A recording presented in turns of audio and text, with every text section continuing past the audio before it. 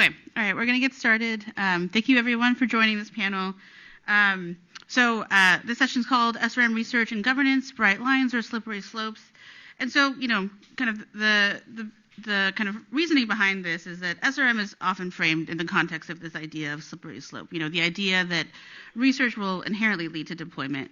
And I think the field really continues to struggle around this critical question. Is it possible to draw clear boundaries between research and its use? And this is especially true for outdoor experiments. What constitutes small? Why do outdoor experiments pose a special challenge as compared to other types of research? I have a lot of feelings about this, and I'll chat a little bit about that, but we'll mostly be exploring the thoughts of our panelists and then in the fishbowl. And we're going to be exploring how precautionary research frameworks can mitigate risks while maintaining public trust and legitimacy. We want to get into the actual practicalities of how can research governance uphold transparency and inclusion, or how the option of non-use could even be applied. We have to start thinking a lot more critically about the actual practical implications of attempting to separate research from deployment and move away from this kind of philosophical theorizing. So before engaging with our panelists, I just wanted to take a few moments to discuss some of my thoughts in this space from engaging a lot in the outdoor experiment research governance space, and some lessons learned that are entirely my perspective. And so I was the co-chair of the advisory committee to oversee ScopeX, and the perception of its implications on slippery slope were really central to how we were built as a committee, and ultimately also why the experiment got canceled. This notion that a small-scale experiment has potential global ramifications is complicated, right? It's not just about the physical risk, but the social and political risk. And this is a very, very tricky space for SRM. One of the most important lessons that I want to convey about kind of what I took away from my experience as co-chair of the committee was that ad hoc governance really doesn't work for research, especially for outdoor experiments. This idea that we can create new governance systems for individual experiments isn't politically or scientifically tenable. We need durable research governance that's able to address the central question that we're raising here today. How do we build systems that recognize the complexities beyond this binary of research and deployment and build public trust around the work that's necessary to understand risk? And I think what's really interesting now is this work with ARIA. So the Advanced Research and Invention Agency in the UK has recently announced its funding, and I'm really grateful to be serving on an oversight committee to help provide guidance and for governance of the research that's being funded. Critically, there are a few outdoor experiments, and this is the first time we have coordinated guidance from multiple experiments from a public agency. What I'm really hopeful of is that the guidance that we can build can potentially ultimately be taken up by other entities as a model for how governance can exist. And as we move through this, I think it's going to inevitably become complicated, even more so than it already is. But I think it's a huge opportunity. I think we've never had kind of the legitimacy of a public entity or the opportunity of multiple experiments kind of under the same set of rules. And so with that, I'm going to pass it to our panelists to start our discussion. So we have three panelists here, Rachel Neef, Trisha Patel, and Redmond Roche. And I'm going to let them introduce themselves and give them each a kind of a minute or two to open up some of their thoughts. And then I will ask them some questions. So Ben, please go ahead. Thank you, Sushi. Does that work? You have to turn it on. Hello. There we go. Right. Hello, everyone. Yes, I'm Ben Roche from UCL with the Co-Create project, and my research is on the plausible field experiments looking at SAI, MCB, and CCT, and looking at the research governance aspects of these experiments. So with that, I wanted to say that the degree of legal oversight stretches from minimal oversight with these experiments to formal screening of these experiments to full EIA for experiments like these when thresholds are exceeded. And so to define these kinds of experiments in my work, what I like to look at is a range of parameters to define the stars of these types of experiments. And we, in particular, with Co-Create, look at the European context, and we use this as a structured case study to illustrate how existing regulations may apply. And so just quickly on this research, which I think will help frame this conversation for the next 20 minutes, is that formal governance frameworks include most significantly the UN CBD, the Convention on Biological Diversity, which calls for a precautionary pause on all climate-related geoengineering that may affect biodiversity, unless they are supported by an adequate scientific basis, have undergone prior impact assessment, and are governed robustly and transparently. These experiments must also be, crucially, small-scale and controlled. So these small-scale experiments would be subject to national and international oversight, depending on the scale and location, and larger experiments may invoke national or international oversight. And the study that we're working on through Co-Create proposes to map these plausible characteristics across these frameworks and describes them as near-term experiments, mid-term experiments, or long-term experiments to try and help communicate this to policymakers to understand these challenges that may be coming in the near term to the far term. So I'll then pass that on. Hello. Oh, first try.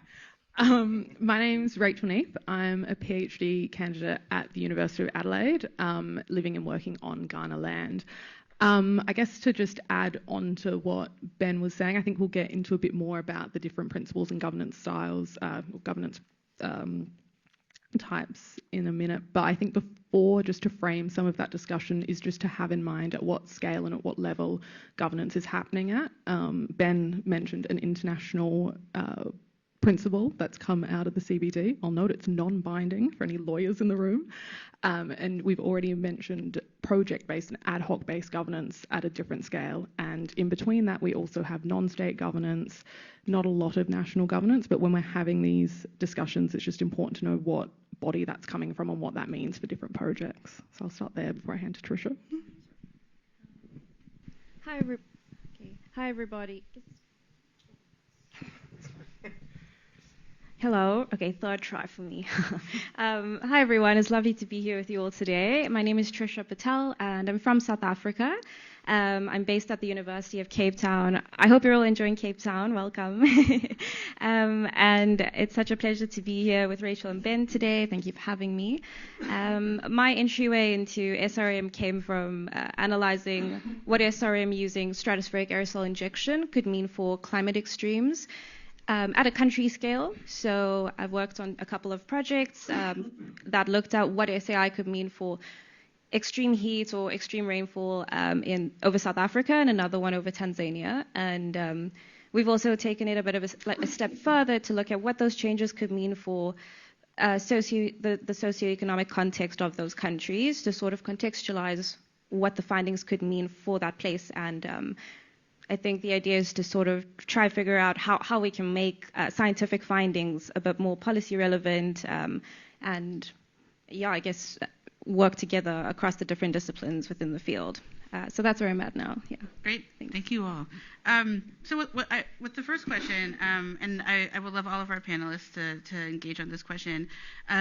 So as I mentioned two research governance efforts that have or currently existed, but there are others, right? Starting, even 15 years ago with SPICE, the experiment that was proposed in the UK.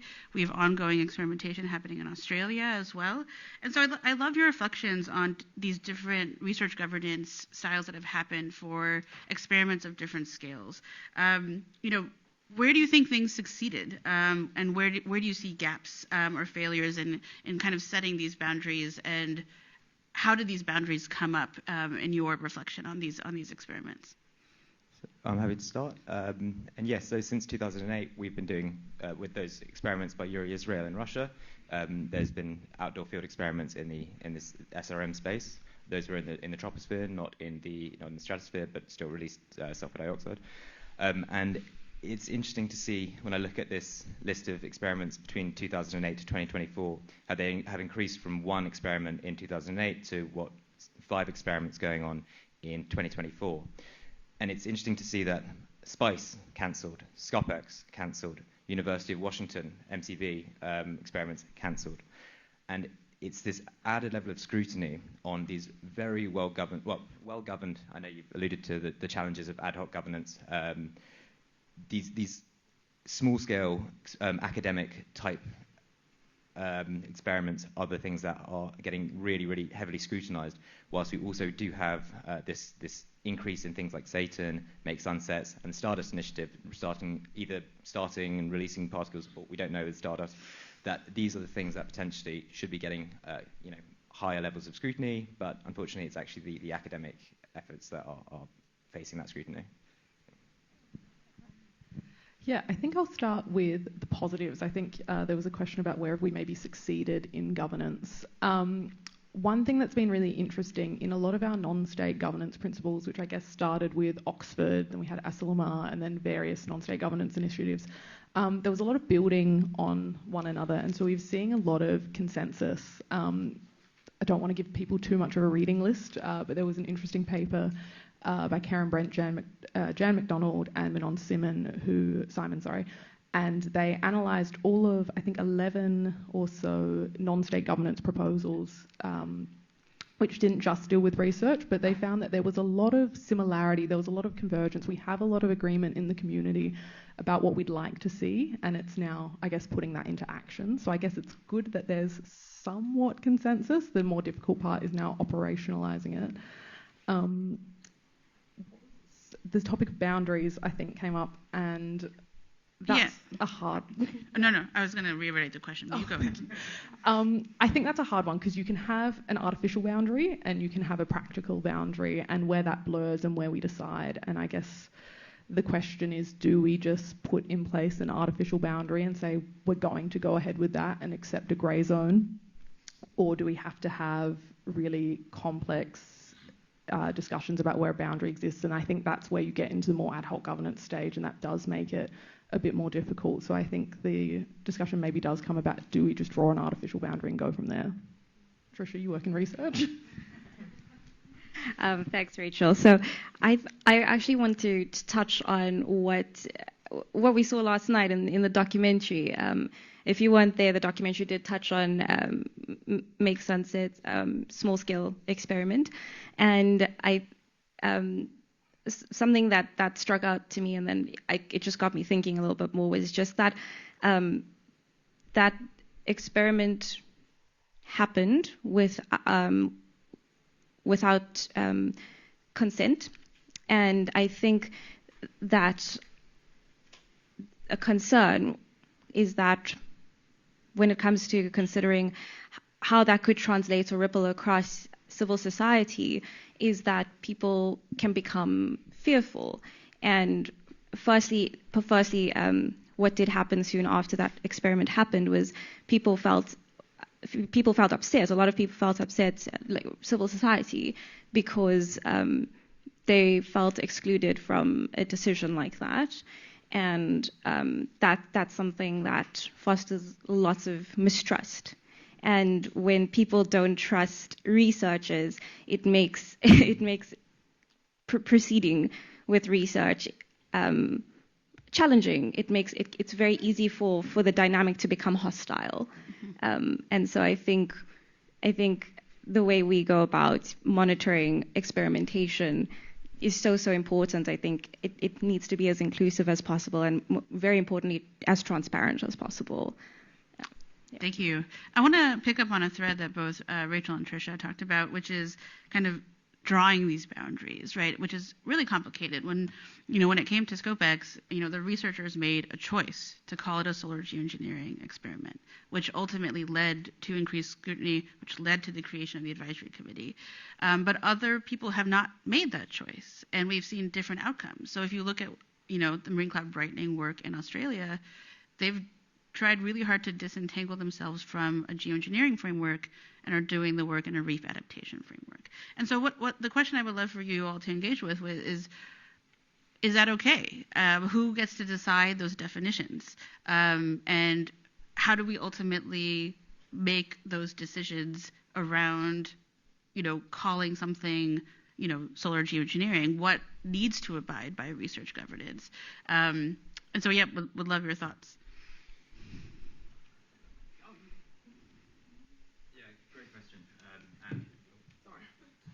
It's a great question, and we had this conversation yesterday regarding the Great Barrier Reef work. What they do fantastically well is if you go on their website, you'll see it says on the front page and every page, with the support and the acknowledgement of the traditional owners of this sea land, of the reef, which is the indigenous population there. And for that reason, they've got the public buy-in, and they've gone about this in a transparent way to ensure that everyone is involved. And another group of people that do this very well is Real Ice and Arctic Reflections, with their work particularly in northern Canada, in Nunavut, under the framework of the Nunavut Agreement, where there is this requirement to have buy-in from indigenous populations and involvement, and have the indigenous populations put to the heart of any kind of research. So that is something which other sort of types of experiments, whether SRM or SRM adjacent, should be focusing on doing. And I think another interesting one to consider would be cloud seeding, which is done all around the world. And are there significant governance lessons we could learn from cloud seeding in SRM for SRM to be done in future? I guess the main difference there is that there isn't such a transboundary risk with cloud seeding because it's done within the jurisdiction. Of course, SRM will have broader effects. But yeah, that's what I wanted to say to that.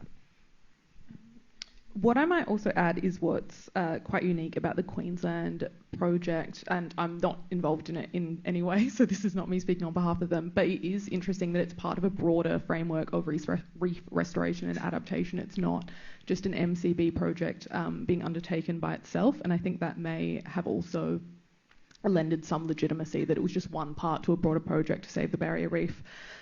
Australians, we love our reef. I think it was a bit easier to get buy-in on that, with that as the aim, or at least presented aim. On the question of who decides definitions, there's the question of who decides and who ought to decide. That's really difficult. We love a normative question.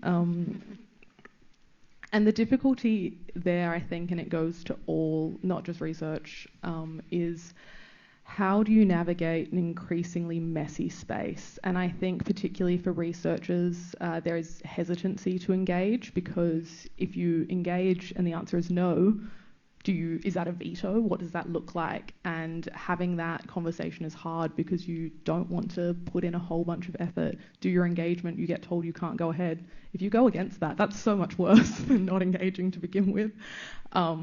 So I think that needs to be a very proactive decision, which I'm sure everyone would agree with. 100%. I mean, I think it's such a good question to ask, because coming from a research and governance perspective, I think that one of the core governance dilemmas in SRM is that research is not neutral, and so the way we design it, the way we fund it, is so important, because the questions we ask, who asks the questions, which scenarios are modeled, these all send signals out to people, and the types of signals that are sent out can very easily blur the lines between researching an idea and then preparing to use it. So I think ethically the problem could be that if SRM research begins to shape policy expectations or public trust without proper engagement or without representation, we could run the risk of locking ourselves into futures that so many important communities, or so many communities, just haven't been considered or part of. No, and I think all of you have raised a really good point around the challenges of public engagement in this context, right? There are these, we want to draw these really bright lines, but then when it comes to communities to engage with, it becomes really complicated with SRM, right? And I'm just alluding to a lot of my experiences in ScopeX to kind of give some framing, but if it's annoying, you can tell me. But something that we really struggled with in the context of ScopeX was local versus global consultation. And what does that mean? And how do you do that? And who has the authority to say no? And what does no mean in these consultations? And I think when we look at SRM kind of research more broadly, it is often framed in this global context, but public engagement is then hyper-local. And so how do you think about that in the context of experiments? Do we need parallel tracks around local and global engagement? Do we need a broader global consultation framework for SRM that we have some sort of coordinated body around while we have local consultation? Would love how you guys to learn how you guys think about this. gone first every time, so I'll take it. I think it is really difficult because of the slippery slope moral hazard arguments. Inevitably, any local experiment or small-scale experiment, people, they snowball, even if they're not sure if the research will snowball, and that's where that conversation about global governance comes in. I don't have an easy answer, but I also, unfortunately... There are no easy answers. Yeah, here you go, I fixed it. No, I think that we do need parallel tracks, though. I think particularly because of how slowly international conversations happen, they need to be happening at the same time that those local conversations happen, even if it's premature. The upskilling that it takes to get so many different communities across so many different aspects of SRM means that that conversation probably does need to happen prematurely, but just to make sure it's ready in time. So that would be, but I work in international law, so of course I want the international law, I want something to write about. So that's probably a slightly biased perspective. So I think the fundamental question, or one of the fundamental questions in SRM is who's a stakeholder? If you release particles in a local area like in Skopjex, I guess in northern Sweden, that the Sami council were unimpressed and voted against it.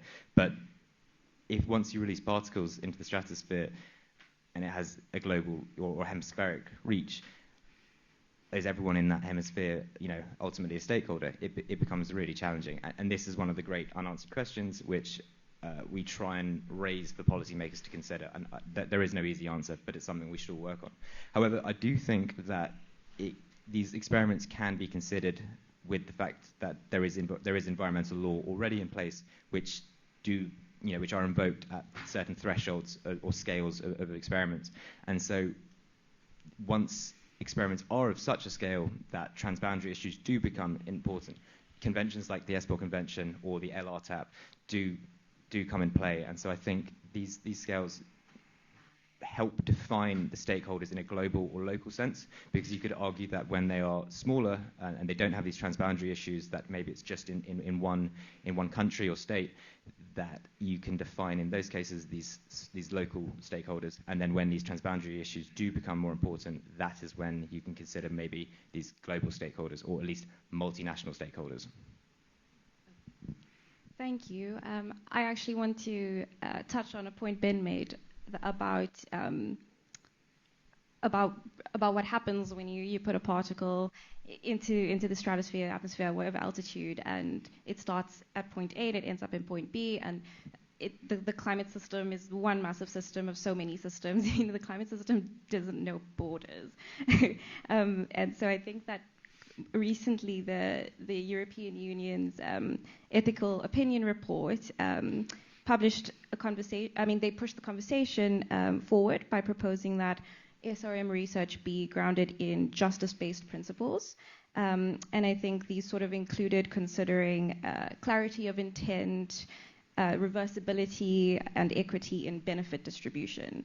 And I think that kind of framing is really helpful, especially for regions like ours, Southern Africa, African regions, South America, because often we carry the brunt of climate impacts and are not very involved or actively engaged in decision making.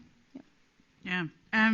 So kind of picking up on a lot of the threads that the three of you laid out, I think it's really hard to kind of think about the consequences of not having these bright lines defined. And so how do you view the risks of this kind of very blurry spectrum? What are the risks of not defining this in a clearer way? And if we continue to have a lot of conflation in this field?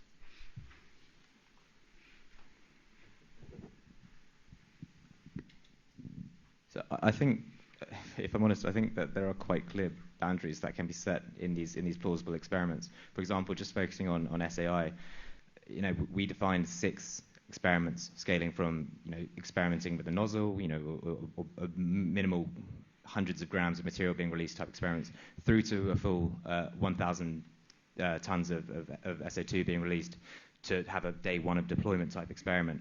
And I think from a legal perspective, from an environmental law, consideration, these boundaries are very clear, and these should help to frame these different steps of these near-term experiments, mid-term experiments, long-term experiments that you'd have to step through to develop the science anyway, that before going through these thresholds, you're not even remotely reaching anywhere near the scale of deployment to go through these significant steps. So I think there are quite clear boundaries, there are bright lines, and I don't necessarily, I'm not trying to advocate for this at all, but I do think that if it's well managed, that it's not a slippery slope. There are clear distinctions. I think I agree in principle. I think the most difficult part is what might be the practical, like it is small scale, there is no transboundary, and then the perceptions on the other side and being able to communicate that, I think and I'm sure you might agree on that point, but I think it's really hard to go, well, we do know that this is really small, that it's 100 grams or it's a kilogram or it's tiny, but then being able to assure people that it is tiny and it won't lead to further stuff is really, really difficult. I think the biggest risk, of not drawing that bright line is that normalization. It is very hard to see how research doesn't, not that it doesn't become deployment, but it gets talked about more. It does seem less scary. It may seem like a more plausible option. So less about that moral hazard and slippery slope and more just about it not being, oh, it's okay. Let's just send some stuff into the atmosphere. And I think the other thing is, it's maybe not the best example, but science isn't always in control of their own inventions. I think we're going to talk about nuclear in a moment, but if anyone saw the movie Oppenheimer, I feel like everyone saw that movie. There's these really intense discussions between Dr. Oppenheimer and the government, and whether or not that's exactly how it happened. But the idea that it got out of his own control. And so no matter how much we have self-governance of science and that understanding within scientists, that might ultimately be lost to non-scientists, and I think that might be something to have in mind. Thanks, Rachel. Those are really good points. I think when it comes to boundaries, I think a potential, a nice starting point could be, firstly, to acknowledge that a boundary or drawing a line is not only technical. I think that it's a narrative and it's political and there's a lot more to it. And in order for it to hold some more weight, I think it needs to be built into or integrated into or supported by institutions. And then also, I think if you just look within the field itself, I think there needs to, for a boundary to hold more weight, for it to go a long way and to have an impact, I think there would need to be consensus within the field itself, because the people within the field are the ones having and driving the conversations. So something that I'm starting to hear a lot more in the last couple of years in SRM is this idea of the pace of research being too slow, that we need to move faster because we need answers faster, and in some cases potentially even, we need to be prepared to use SRM sooner. And I think, and I've really felt the momentum of these arguments being pushed and growing quite a bit. How do you think about that? As researchers, as people who've been really steeped in the research experiments and kind of regulatory or lack thereof structures around SRM research, how do you think about that particular argument? I'm happy to go first this time. So I actually think, for a little bit of context, I came into the SRM field about 5 years ago, and if I can look at what kinds of questions were being asked 5 years ago compared to today, I think the field has actually evolved at quite a rapid pace. I think information production or knowledge production is happening a lot faster. I think it's actually moving along a little bit of an exponential scale at this point, because I think the field is gaining momentum. And that being said, when it comes to considering how to approach governance and SRM, I think it's so important that, because governance as it is right now, it's a bit patchy. I think it's important that we have a solid structure that is reflexive, And I think that's important because it can continuously consider or account for the rapid rate of knowledge production, as well as the fact that SRM is in essence, it's controversial, and to be able, and because of that, public perception, public attitudes towards SRM they're always in flux, and so I think it's important that it also be that governance structures are reflexive to account for those two things going forward, and just research in general. So I think the report to the European Commission got it right with the recommendation for the moratorium for now, but the idea of an adaptability being in place and sort of going back and reflecting on it every 5 years, or whatever it is exactly, I think that is right. But I think, to answer your question, let's have this conversation in 2 years' time once we see what happens with the area projects, because I think they've completely changed the landscape of the field for what's happening with field experiments. What I'd just like to add is I think a lot of the conversations about research moving faster are often framed in the language of it's precautionary because climate change is scary and we need to research SRM as a precaution. But what we saw a lot at the United Nations Environmental Assembly last year was that precaution wasn't applied to climate change, but it was applied to SRM itself. And so I think anytime we're speaking about uncertainty and something being a precaution and needing more research for that purpose, thinking about the flip side of what precaution might mean. And so I think it might not be a question of just researching faster, but communicating faster and being able to get the research that we know across to people at the same time that research happens. So I have one last question for you all, and then we'll move to the fishbowl. And I want to pick up on a thread that Rachel started, which is around other fields and precedents that have been set in different ways. We've seen areas like biotech or nuclear or AI where there are clear boundaries, and in some cases where there have been no boundaries whatsoever between research and application. And so what can we learn from some of these other spaces? And Rachel, you started this discussion, but are there strategies that you've seen where you've seen particular successes or failures that SRM can avoid or should learn from? I can go first. I think I'll start by saying the biggest challenge with SRM is that there isn't not just that there isn't a huge distinction between research and governance, but when it comes to questions of going to that higher scale, it almost becomes a question of intention of, are you doing it for the right reasons or are you doing it nicely? Which in other fields is a bit more easy to discern when someone's making nuclear power versus making a nuclear weapon. We can figure that one out a bit quicker than if someone's got SRM ready to go. Or if someone's researching SRM, it's harder to find out those intentions. I do think other fields can be instructive, though. Nothing is completely incredibly unique. We can always learn from something. And not only that, we always should. Lawyers love analogies, but the human brain is only so small. We like to think we're very smart, and we are, but we are trained in pattern recognition, and we're trained in trying to draw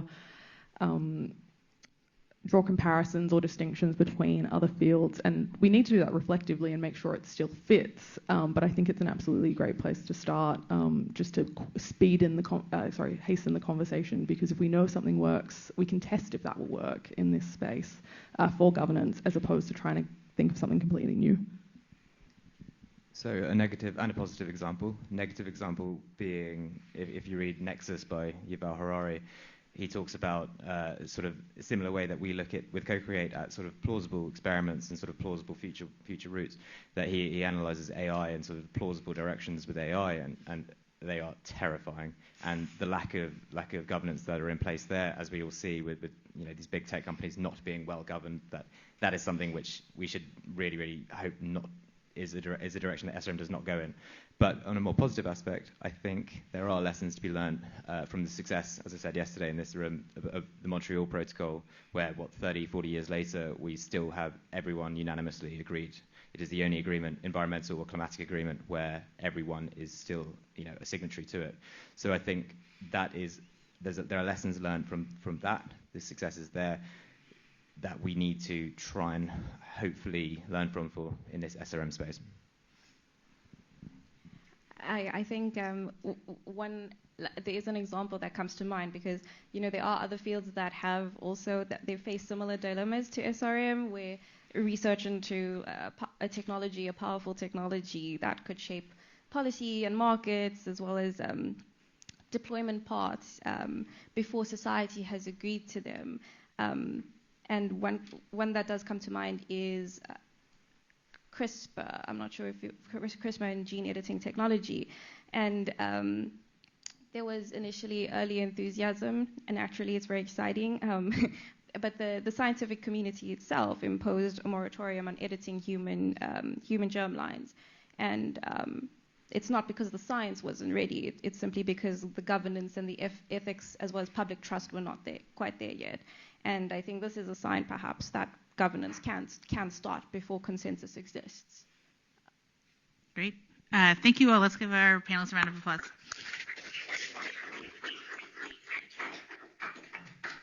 So we're going to start our fishbowl discussion. So if the pre-identified early career folks want to come into the circle to start that discussion.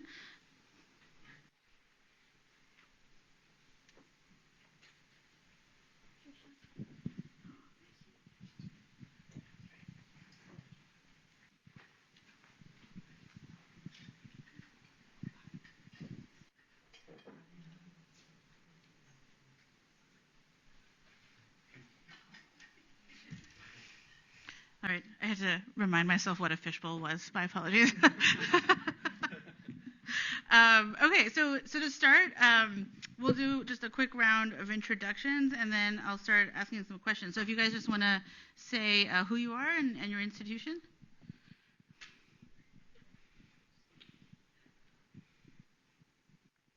My name's Bennett Francis. My name is Bennett Francis, and my institution is the University of Twente in the Netherlands.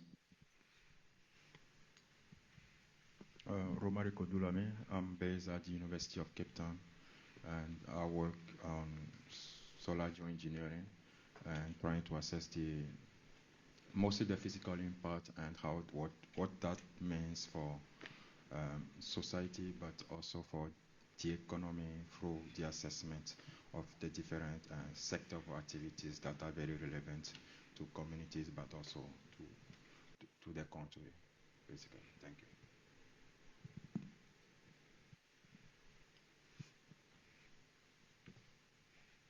Hi, my name is Bridget Chega, and I'm a program officer at Ocean Visions, which is a nonprofit focused on the ocean climate nexus and problems related to that. And I'm here in the capacity of thinking about how climate interventions are considered in the context of protecting or preserving Arctic sea ice, potentially. Is this working? I can't tell. Okay, great. My name is Cody Scahan. I'm based at the University of Oxford. I'm an anthropologist, which means my research is really weird, and nobody here, it doesn't make sense to very many people, so I'll talk about my other research. I'm also part of an ARIA-funded project to do public engagement around SRM in the UK and also other climate intervention technologies across the Arctic. Hi everyone, my name is Ellen Haaslahti. I'm the co-founder and head of communications for Operaatio Arctis, based in Helsinki, Finland. We're a climate strategy agency. And I'm also a master in social sciences from the University of Helsinki, where I looked at expert perceptions on SRM in Finland. Great, thank you all. So I'm just going to ask a couple questions, and anyone can jump in on these, and then we'll move to our audience jumping into the fishbowl. So I'm going to start with a really easy question. What are the moral and practical implications of trying to actually separate research and deployment in SRM? Wow, so good. When you start a question with moral and practical, you know it will be easy. I think, I'll start with the practical ones. That seems more tangible. I think the practical implications of trying to make distinctions could actually be really beneficial, but get tricky when it comes down to it. Deciding whether distinctions are based on a weight or an area or a number of countries or something like that gets a bit messy, but I actually think that I think that having just one way of distinguishing might invoke difficulties, but maybe if we take a step further into what seems like it making more complex distinctions, we can actually try to have clearer lines, maybe incorporating, I don't know if those three are the best metrics, but if we take those three, for example, combined. And coming from a science background, I'm used to trying to design experiments, and I think actually if we have the structures in place before people are trying to design experiments, it's much easier from the experimental side to say, okay, I know that I was going to try and design an experiment in this way, but I know that now I just need to make it either above or below 10 kilograms, and that is like a clearer distinction for me, or something like that. And so actually being able to design the experiments within a framework could be a better way than trying to get people to be like, what is a meaningful distinction, but just almost deciding something like that and then letting the science work within that. But I know that there are complications, of course. Yeah, I can jump in. And as a social scientist, especially anthropologist, I think what really concerns me, or one of my big questions with a lot of this is sort of who are we thinking about when we're thinking about how can we separate deployment from research or experiments? Because I think you can set these scientific standards, and I think what Ben was talking about, there's an interesting first steps towards that, and they have a really interesting framework. But then, when you actually talk to people, and I've noticed this, with some of my own engagement work or reading about other projects, it's like that these sort of distinctions that we set or that scientists set up that don't always make sense to people around these communities where things are happening, or to the broader globe. So it's, I think, also kind of it's on that sense, it's a lot about communication, the importance of communication, actually telling people this is how we develop these standards. These are what they make. These are how they make sense to us. But also asking them what they think. The differences between research and deployment might be, what that looks like, what that kind of means to them, if it means anything to them. Because I think for a lot of people, science is this quite black box, and it doesn't really. So when we use these standards of 10 kilograms, blah blah blah blah, then that doesn't really mean a lot to them. And I think sort of public response and public perception of these differences are almost as important as deciding them by ourselves in some sort of governance framework. I think that's really interesting what you said, Cody. Because that was a point that I kind of wanted to come back to from the initial round. I should say that I am a philosopher and an ethicist, so I suppose I shouldn't be. I should be. Well, I should welcome this question, and I do. But it's interesting that Trisha in the first round made the point that these boundaries are not necessarily only technical, and I wondered whether that was especially true in your experience in the context of cryosphere interventions, because as far as I understand, there issues of scale definition have been explored for SAI in terms of, and they have some criteria to do with detectability. But I take it that for non-SAI cryosphere interventions, that's less relevant. So would you agree then that there is more space there for using criteria that have a normative dimension that are to do with potentially not only how people in the local area are affected, but even, for example, the symbolic value of what this intervention would mean for the potentially the global community.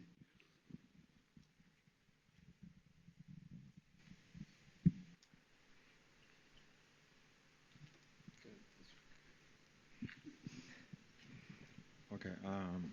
First of all, I need to point out that when it comes to It's just quieter. so I was kind of trying to say that when it comes to SRM, there is no easy question. So basically, all questions are complicated and has too much ramification to just simplify it. And I don't know, based on my experience, I don't know for other people in the room, if you have ever tried to speak of SRM to somebody who have potentially never hear about it. And you generally get two types of reaction. The very first one is, when are you guys implementing this? And the second one generally is, oh, it's a super crazy idea, etc.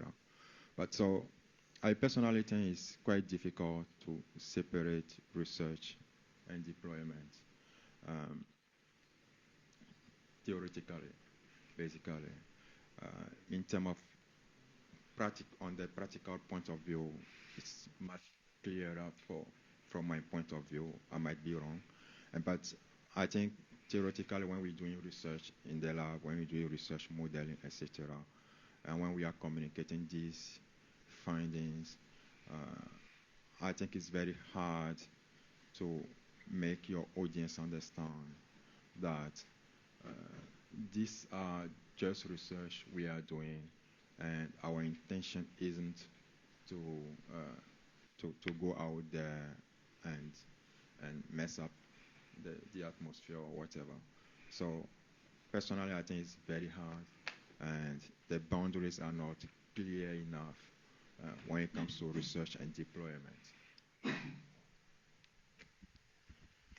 Yeah, I definitely agree that we should do a better job with the public and with communications when we explain what research is and what is deployment and how they are different things. Maybe one moral implication that I was thinking about in separating these two is that it kind of like still maybe obscures or upholds this neutrality of science in a way, because then how should we think about what is the kind of like responsibility of the scientist? Because I think, for example, in my study in Finland, I think the experts were very like welcoming research and we should increase research and we need this information, but they don't want to necessarily say anything about whether this should be deployed. That's up to the policymakers.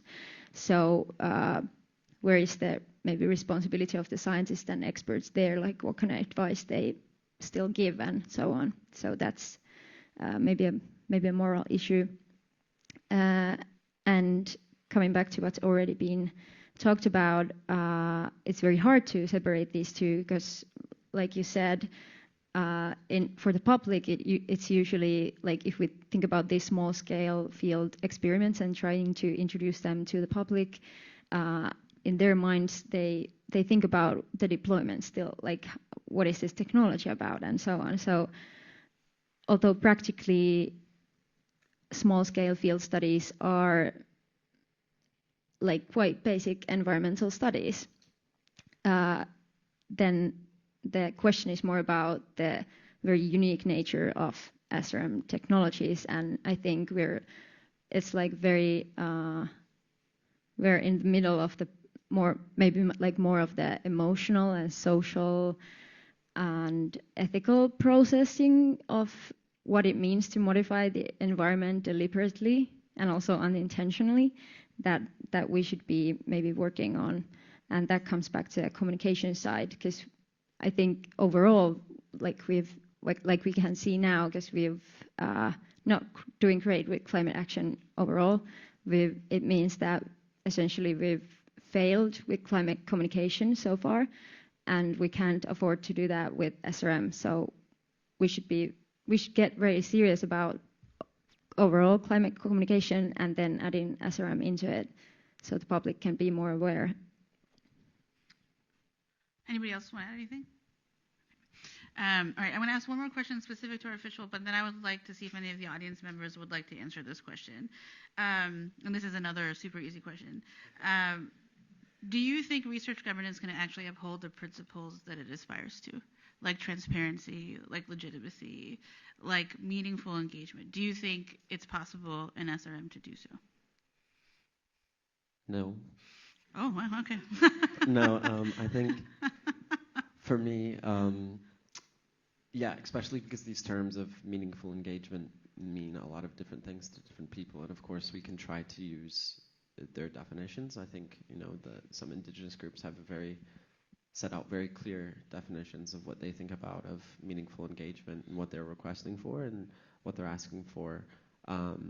But yeah, so part of the project that we're working on, we're trying to set these a framework really, or a toolkit for doing public engagement. So it's more of a developing of the process. And I think rather than setting out clear guidelines of what this means for just kind of having a blanket statement, because I think these sort of questions or sort of ideas of governance and engagement, they're not scalable. It's not like a one-size-fits-all kind of strategy. And so, yeah, I think approaching these questions as a process is about asking each group, and it takes a long time. It's a lot of work, but that's what the social sciences, that's what anthropology is about. It's long-term engagement, building relationships, and it's like it's not something that's either a yes or no question, because it's all about also long-term engagement and building relationships and understanding these relationships that people have with their environment, with other communities, with the more than humans around them, and rather than sort of trying to check a box, say yes or no. So I guess maybe I should change my answer and say no, not say no, but say it's neither yes nor no. It's somewhere in the middle. Yeah. I think it's possible to have things done the right way. And an example I can give was the policy session with the African team. So the policy session on Monday with the African team, a feedback we got for the policymakers was that one particularly was kind of impressed by the level of honesty researchers came to present SRM to them with, basically showing them both the positive that can come out from it as well as the negative. And his point was that over 15 years of experience in the policy sector, he has never seen scientists coming to him and giving him both the pros and cons of anything. Generally, they focus on saying what is positive, what we are going to gain from it, gain, and they forget, or they basically choose not to show anything about the negative just to get the policymaker to approve or implement it. So, but when it comes to SAI, it's very important that we don't just focus on the positive, but also make sure that the negative is also well known and well explained to people. What's the potential risk? And on that, I wanted to refer us to the documentary of yesterday evening, where David Cave was asked, 100 grams once off and does it?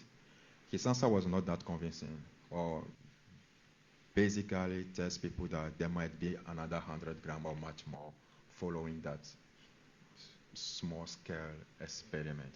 And that word's phrase small-scale also sent me back to that policy session we had with policymakers, where they were saying, one was asking, how small is small?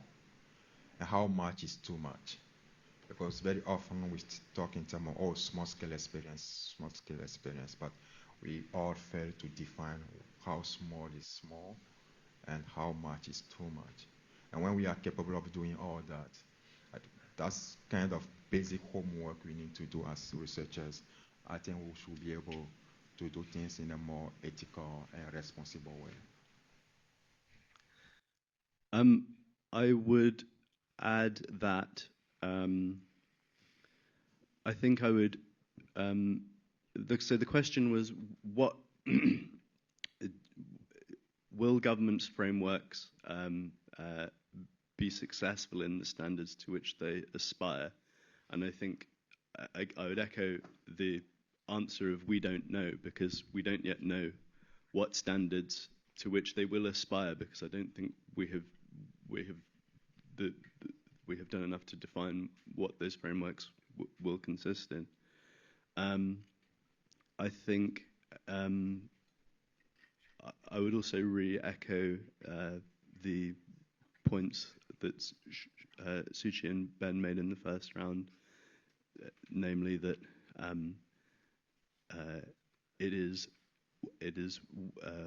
a matter of concern that when we look at the history of experimentation, it's the academic experiments that are falling away, and the experiments which are done without sufficient levels of transparency, which are able to continue. I would also echo the point that one of the lessons is that ad hoc governance is not sufficient. So I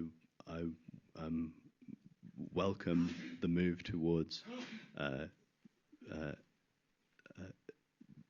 governance led by state-level institutions, but I think what that means is the way that those institutions are set up now becomes a matter of broad public concern. How are the advisory commissions for those the bodies composed, and we need to think about who is in control of the composition of governance structures for those bodies. Yeah, I agree with everything people have been saying. I'll just add 2 thoughts quickly.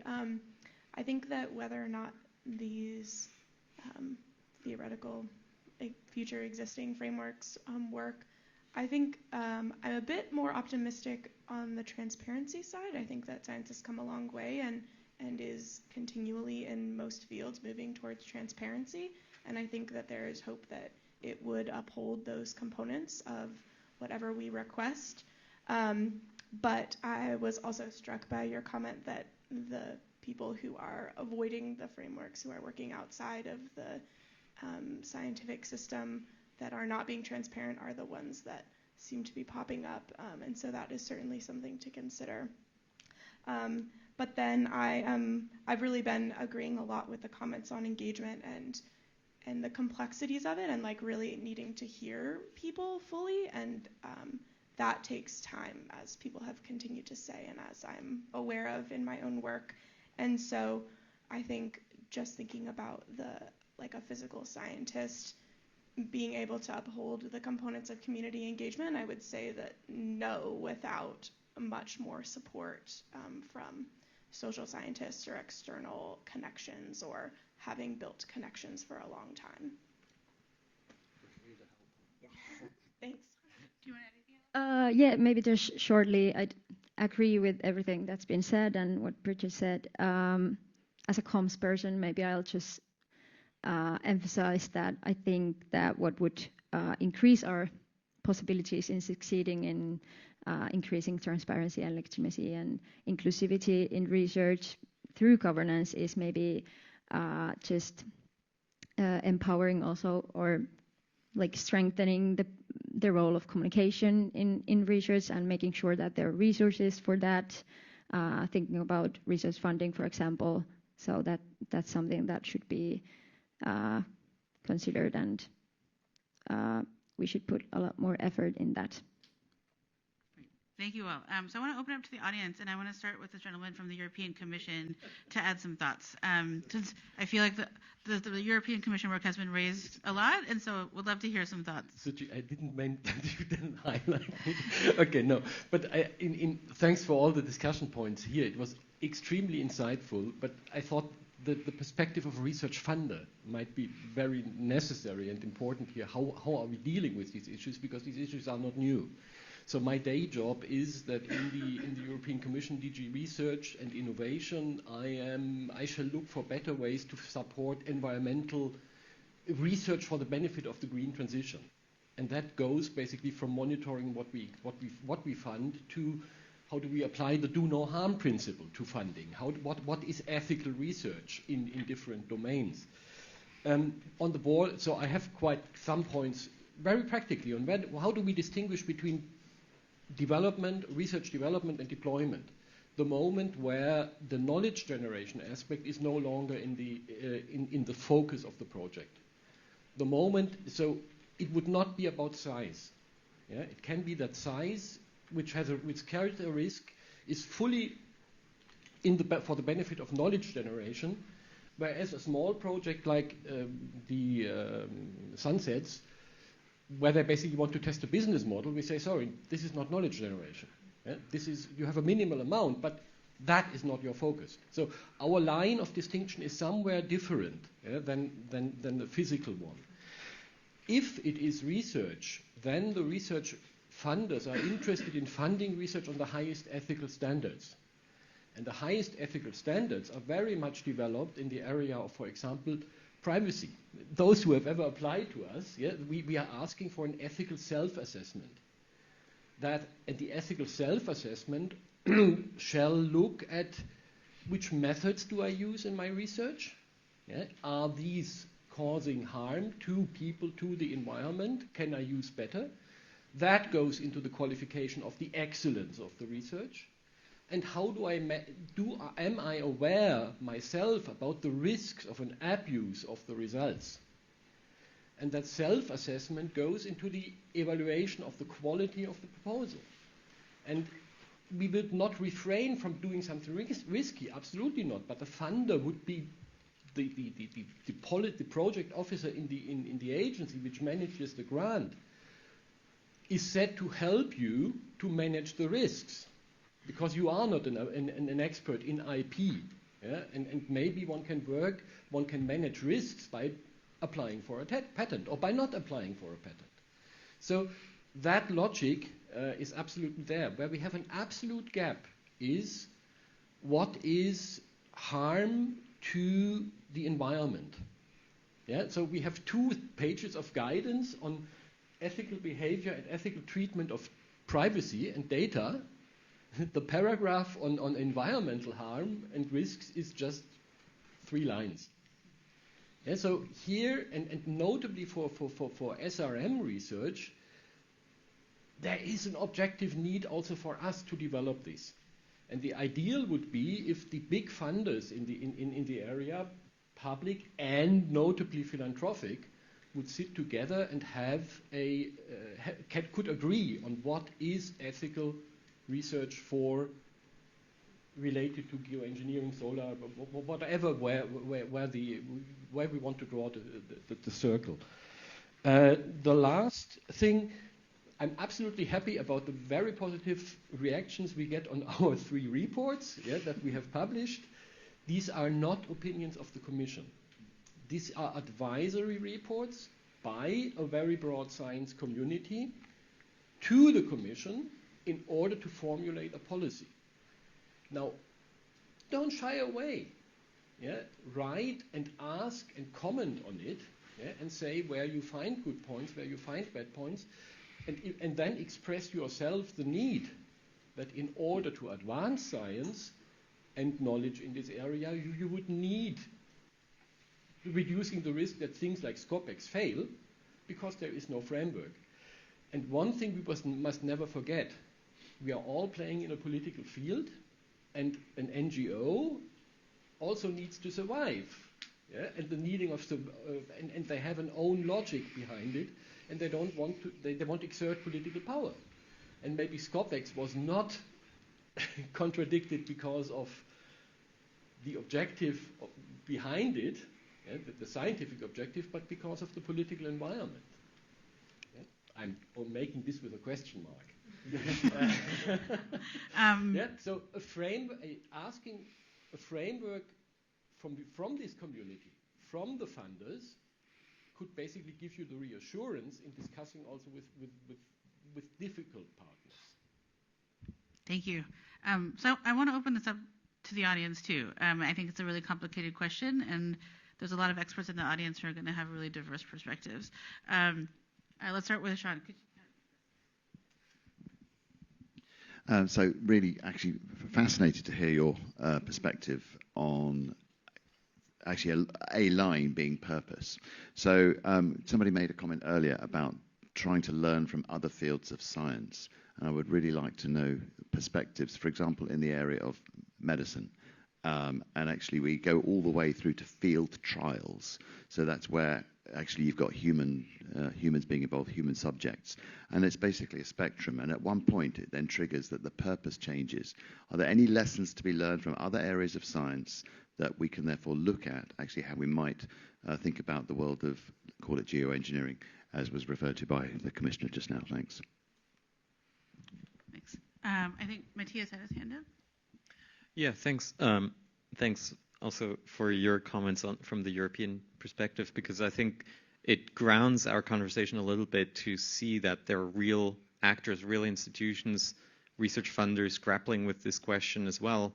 And it may be actually more useful to take that research ecosystem view, where also it may be perfectly legitimate that different institutions take different positions within an ecosystem and make different contributions to that ecosystem. And I'm saying this especially with the question of intended contributions, perhaps in mind, where yes, there is a bit of a continuum perhaps, and it's hard to draw the line between curiosity-driven exploratory research, including field experiments, tests that may actually already be a little bit more in a direction of knowing whether something would work or wouldn't work, and the latter still actually contributing to an openness of outcomes being stronger in terms of decision making in the future for or against certain technologies. And a third one, which we generally, I think, rightfully rule out for now, which is simply developing capabilities and technologies.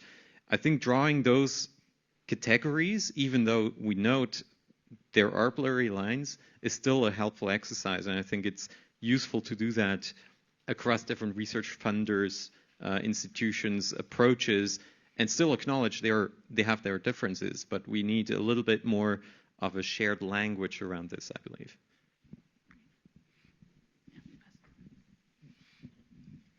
Hello. Yeah. Making sure that it works. Soumitra Das from Healthy Climate Initiative. I can tell you our experience on this. We are doing targeted intervention for glacier protection, preserving glaciers in the Himalayas. And it's a small-scale experiment we are doing. And we started doing that in October. What we found that there isn't really any framework for this experiment. There is some framework in the government of India on the R&D experiments, what constitutes an R&D, whether we can do. We applied that, we took that guidelines to apply that, okay, we take this for the R&D, but it's not for SRM or any other climate-related interventions. But we interpreted that. Then some other questions came up, that whether this is really applicable to this or not. We have no idea. So we thought, okay, we'll go to the local permissions, and or we go to the government of India, and realize if we go for permission, they don't understand what we are doing. So if we send them, it will just stay there for a long time, no response, because ultimately they'll probably come to one of us to understand what it is, because they have no idea what the heck. Improving the albedo of glacier has no connection to them, their daily life.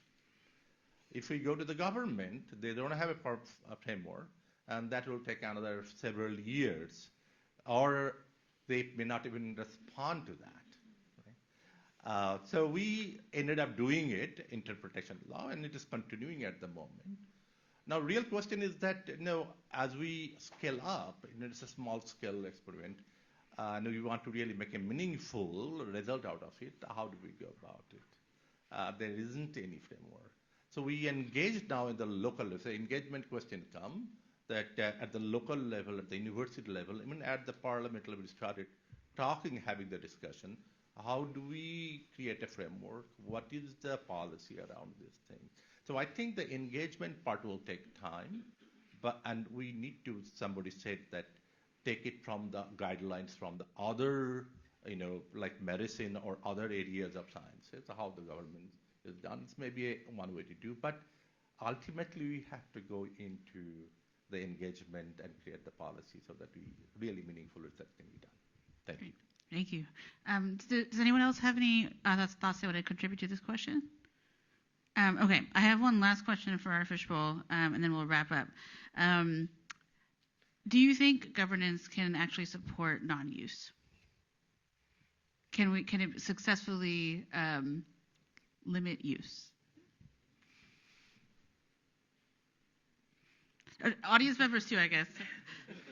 Everyone's really excited to answer this question. If I'm the only one, then I'll speak again. Yes, absolutely. And it depends, obviously, what we mean by governance. And I don't think I mean formal international decisions at this point, at least. I don't rule that out in a longer-term future. But there's something to be said, I believe, about the potential of collaborating on a technical and scientific level, including, for example, on monitoring the atmosphere in a way that gives more assurance that we would actually know if any actor halfway around the world is testing or deploying something in the atmosphere. Collaborating at that level is creating the implicit assumption that this is the one shared atmosphere we have, and we better actually speak to one another across country lines, across institutions, and share knowledge, share data, and in so doing create this expectation that we don't go alone on this. So absolutely. And that's a broad definition of governance, obviously. Can you pass that? So I was notified earlier this morning about a fantastic article that I would commend to you all. It's entitled "Why a Global Moratorium on Solar Radiation Management Deployment Should Get a Chilly Reception." Now, it's actually authored by two people, Dan Badansky and Sue Beniaz. Sue Beniaz was the chief negotiator for the US at the UNFCCC in the various COPs, as I understand it. These are two incredibly knowledgeable legal people, and I think it ultimately depends on what your purpose is that will therefore determine what kind of governance, what kind of structure that you might therefore wish to impose. So while I commend this to you, I found it very insightful, and it's partly a way of sort of getting some form of answer to your question, Shuchi. Yeah, I guess I can go. But I guess I would say I like the idea of there possibly being a governance decision of saying no use. I have a lot of questions about how it would actually be enforced and because I think my biggest concern, and I think what seems to be most likely, is unilateral deployment. And once that happens, then I think it's out of our control. There's nothing we can do. And so I don't know if it's so much. I don't know. I don't see there being a governance framework that actually discourages any people who have the idea of doing unilateral deployment or see that as potentially desirable from actually doing it. So I like the idea, but I don't know if it's possible. Right, it's exactly on time. So I really appreciate everyone's thoughts. I just want to give a hand to our fishbowl participants.